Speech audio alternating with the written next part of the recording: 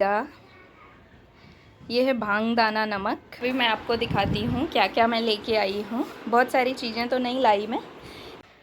Hello everyone, कैसे हैं आप सब लोग। फाइनली मैं दिल्ली पहुँच गई हूँ। गांव से मैं घूम के आ गई हूँ, तो मैं कल ही आ गई थी। तो कल मेरे पास काम भी बहुत ज़्यादा हो गया था और मैं बहुत थक भी गई थी। तो आने के बाद जो ज़रूरी काम था वही मैंने किया, उसके बाद मैं सो गई थी।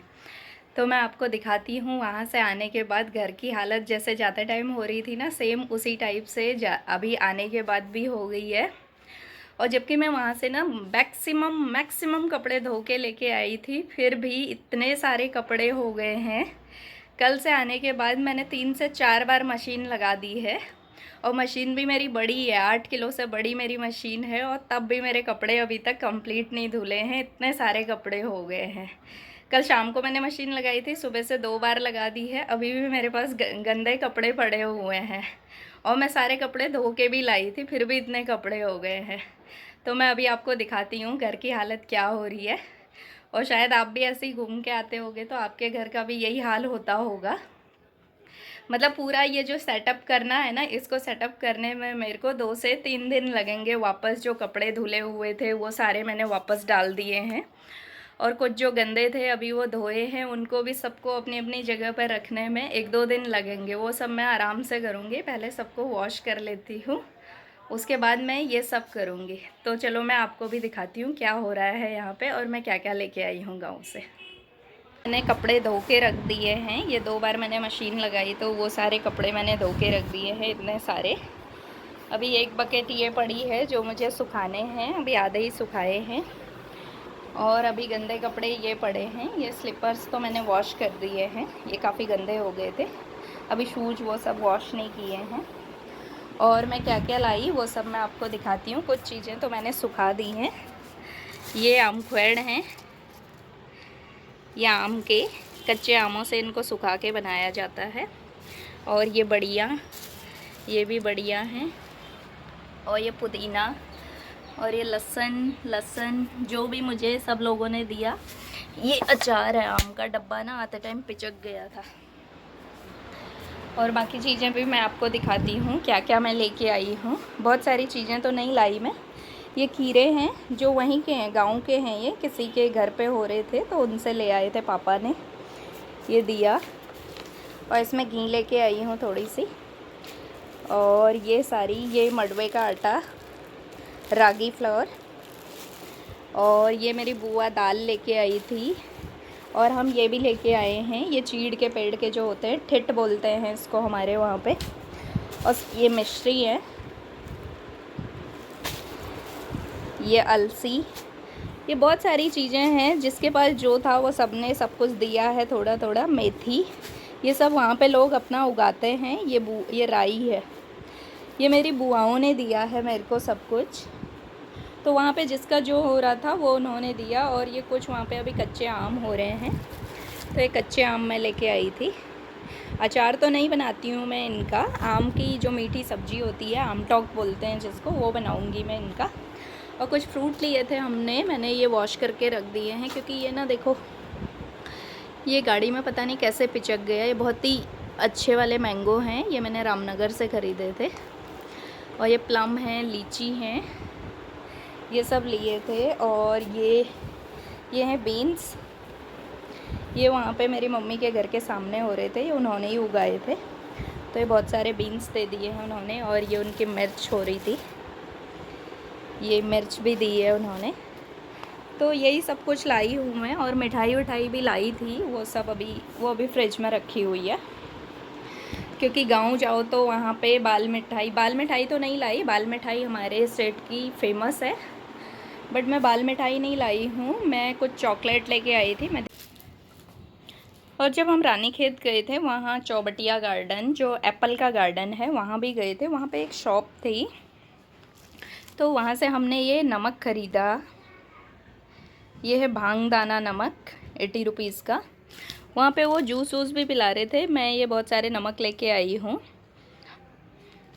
ये कुछ रायते के नमक, ये लहसुन का नमक, ये कुछ इस टाइप के नमक थे, तो ये भी ख़रीद लिए मैंने वहाँ से। और ये शायद ये 20 रुपये का पैकेट है एक, और ये 10 रुपये का पैकेट है। और वहाँ पे वो लोग जूस वूस भी पिला रहे थे। जूस जैसे आजकल पहाड़ में मैंने देखा कि बुरास का जूस वहाँ पे काफ़ी फेमस हो रहा है, और भी उन्होंने 3-4 टाइप के जूस पिलाए थे, और भी हमने सामान ख़रीदा था। और एक ये लाई थी एप्रिकॉट की चटनी, ये खुमानी की चटनी है, ये भी मैंने वहीं से ली थी। ये 160 रुपीज़ की है, ये 160 रुपीज़ की है। ये खुमानी की चटनी भी मैंने वहीं से ली थी, एक ही शॉप से। मैं भूल गई हूँ अभी, पता नहीं क्या क्या सामान लिया था। 300-400 का हो गया था टोटल सामान, क्योंकि वहाँ पे हमने जूस वूस भी पिया था। और ये नींबू, ये भी मैंने निकाल के रख दिए थे, क्योंकि ये जो ख़राब होने वाली चीज़ें हैं ना, ये भी मेरी एक बुआ लेके आई थी। उनके शायद ये पेड़ों पे हो रहे होंगे, तो बहुत सारे लेके आई थी, तो वहाँ पे वो सूख जाते, तो मैं आधे ही लेके मैं यहाँ पे आ गई। ये मैं दिखाती हूँ आपको। ये मैंने सुबह काट के यूज़ कर लिया था।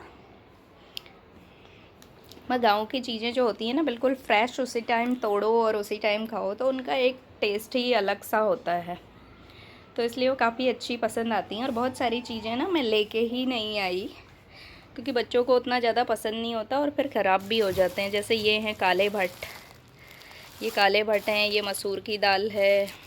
ये मैं कुछ गर्म कपड़े भी लेके गई थी कि वहाँ पे कहीं ठंड ना हो।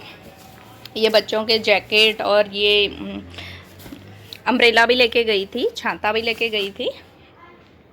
कई बार ना वहाँ पे बाहर निकलो तो बारिश वारिश हो जाती है, तो गाड़ी में ही ये रखे हुए थे। और ये बच्चों के गर्म कपड़े सभी के लेके गई थी, एक एक जोड़े। तो इनकी तो वहाँ पे ज़रूरत नहीं पड़ी, क्योंकि वहाँ पे बारिश हुई भी थी तो रात के टाइम पे हुई थी, और इतनी ज़्यादा ठंड नहीं हो रही थी वहाँ पे। कभी भी हम पहाड़ जाते हैं तो एक जोड़े गर्म कपड़े सभी के लेके जाते हैं, क्योंकि वहाँ पे कब मौसम चेंज हो जाए कुछ पता नहीं होता है। तो इसलिए अगर आप भी पहाड़ जाएं तो एक जोड़े हमेशा गर्म कपड़े लेके ही जाएं अपने साथ में, क्योंकि जब नहीं हो तो उस टाइम पे प्रॉब्लम होता है। उस टाइम पे लगता है अगर एक जोड़े रख लेते तो सही था, तो इसलिए मैं तो हमेशा लेके ही जाती हूँ एक जोड़े। तो गांव में मैं 8-9 दिन रही थी, तो 8-9 दिन में पूरे दिन ऐसे बिजी थी, मतलब पूरा शेड्यूल था डेली कहीं ना कहीं जाने का। हम 2-3 जगह घूमने भी गए थे, और एक दो जगह मंदिर भी गए थे, जैसे दुनागरी मंदिर। उसका ब्लॉग ऑलरेडी मेरे चैनल पे है, तो वो आप देख सकते हैं। मेरा फेवरेट मंदिर है, हमारे वहाँ पे उसकी काफ़ी मान्यता है। तो जब भी मैं गांव जाती हूँ, मैं दुनागरी मंदिर में हमेशा जाती हूँ। तो वहाँ भी गई थी मैं, मासी भूमिया के मंदिर गई थी, चौरासी गई, बहुत सारी जगह गई। वो सब आप मेरे वीडियोस के थ्रू देख सकते हो कि मैं कहाँ कहाँ गई थी। तो अभी मैं ना बहुत ज़्यादा थक गई हूँ वहाँ से आने के बाद। उसके लिए मेरी बॉडी को रिलैक्स करने के लिए 2 से 3 दिन चाहिए, साथ में काम भी होगा, ऐसा नहीं कि मैं सोई रहूँगी। तो जब रिलैक्स होके, और ना वहाँ पे पानी पता नहीं क्या है हमारे पहाड़ों का, वैसे तो नेचुरल पानी है, थोड़ी सी मतलब कलर फेड कर देता है वो, तो थोड़ी हाथ पैर ना बिल्कुल काले काले से हो गए हैं। तो कुछ दिनों बाद यहाँ पे वो ठीक हो जाएंगे, क्योंकि यहाँ पे तो धूप में निकलना नहीं होता है, तो ठीक हो जाएंगे। और वहाँ पे मौसम भी इस टाइम पे काफ़ी अच्छा है, कभी बारिश हो रही है, कभी दिन में तो धूप है, बस सुबह शाम वहाँ पे काफ़ी अच्छा मौसम है। बट यहाँ दिल्ली में तो गर्मी है उसके कंपैरेटिवली, शायद वहाँ पे या यहाँ पे बारिश होएगी तो टेम्परेचर में कुछ कमी आएगी, तो मौसम ठीक रहेगा। तो ये है सब कुछ। गाँव से मैं क्या क्या लाई, क्या क्या मैंने किया, ओवरऑल शॉर्टकट में मैंने आपको बता दिया है। बट ओवरऑल हमारी जो ये जर्नी थी उसमें हमें बहुत मज़ा आया, बच्चों ने भी काफ़ी इन्जॉय किया।